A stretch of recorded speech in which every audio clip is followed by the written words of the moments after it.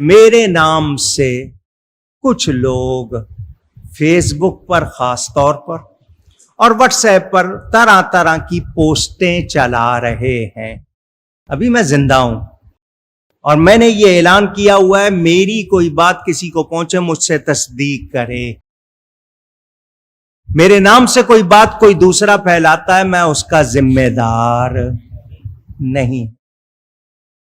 میرا عقیدہ دنیا جانتی ہے. میں کسی سے سنیت کا سرٹیفکیٹ نہیں مانگ رہا. الحمدللہ میں سنی ہوں، اور جیسا سنی ہوں میرا خیال آپ سب جانتے ہیں. کسی کو میرے عقیدے میں کوئی شبہ نہیں ہے. تو میرے بارے میں غلط پوسٹیں، ہاں جو لوگ مجھے گالیاں دے رہے ہیں میں ان کو کچھ نہیں کہتا. اگر میں نے سیدہ کائنات کی عزت کے لیے کوئی بات کی، صحابہ کے لیے، اولاد رسول کے لیے، نبی پاک کی نسبتوں کے لیے کوئی بات کی، اس پر کوئی مجھے گالیاں دے رہا ہے میں اس کو کچھ نہیں کہتا. کوئی مجھے جاہل کہہ رہا ہے میں اس کو کچھ نہیں کہتا. وہ مجھے جاہل کہے، وہ مجھے بے علم کہے، وہ علمی یتیم کہے، وہ دنیا کا سب سے بڑا گناہ گار کہے، مجھے کوئی اعتراض نہیں. لیکن میرے عقیدے میں شبہ کرے گا تو پھر وہ ذمہ دار ہوگا. میں مسلمان ہوں، سچا مسلمان ہوں الحمدللہ. سنی ہوں، حنفی ہوں، ماتوریدی ہوں، قادری ہوں، نقشبندی ہوں. اعلی حضرت فاضل بریلوی کی تعلیمات و تحریرات کے مطابق سنی ہوں. مجھے کسی سے سنیت کا سرٹیفکیٹ نہیں چاہیے. لوگ مجھ سے سرٹیفکیٹ لیتے ہیں. میرے والد صاحب کی نسبت سے آج تک لوگ کہتے ہیں کہ ہم اکاڑوی والے سنی ہیں.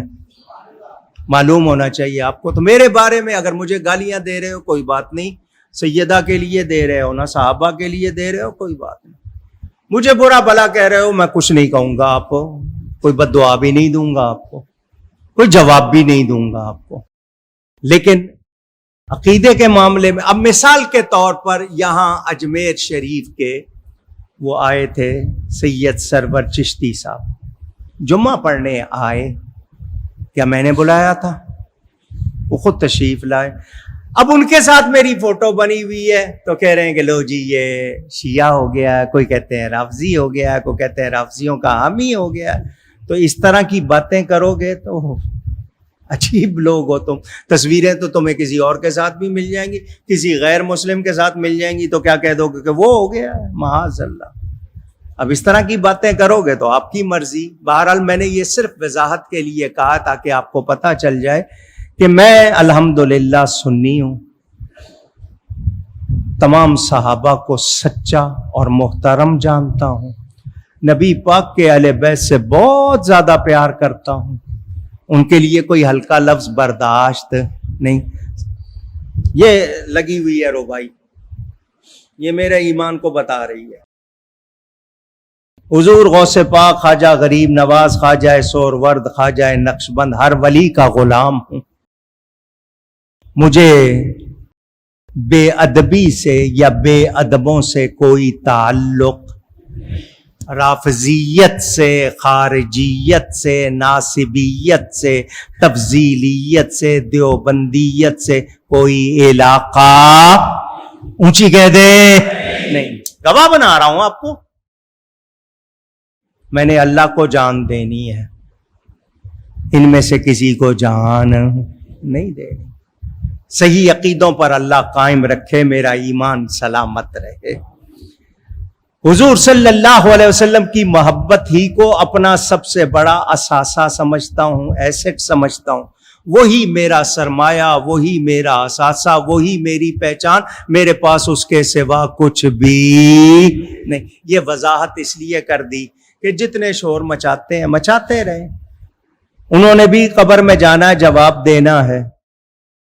وہ یاد رکھیں کہ مجھ پر بدعقیدگی کا یا کسی بدعقیدہ کی رعایت کا الزام لگائیں گے تو پھر وہ ذمہ دار ہوں گے.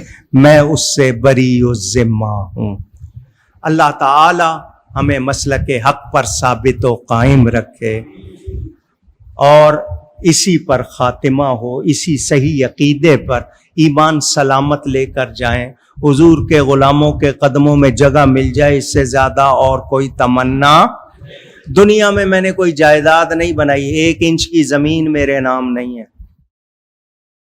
یہ جو گاڑی میرے پاس ہے والد صاحب قبلہ کی لی ہوئی ہے, 1974 سے آج کتنے سال ہو گئے, 46 برس ہو گئے, 46 برس ہو گئے میرے پاس. وہ گاڑی بھی ابھی تک والد صاحب کے نام, گھر کے ٹیلی فون بھی والد صاحب, میرے نام کی تو کوئی چیز نہیں.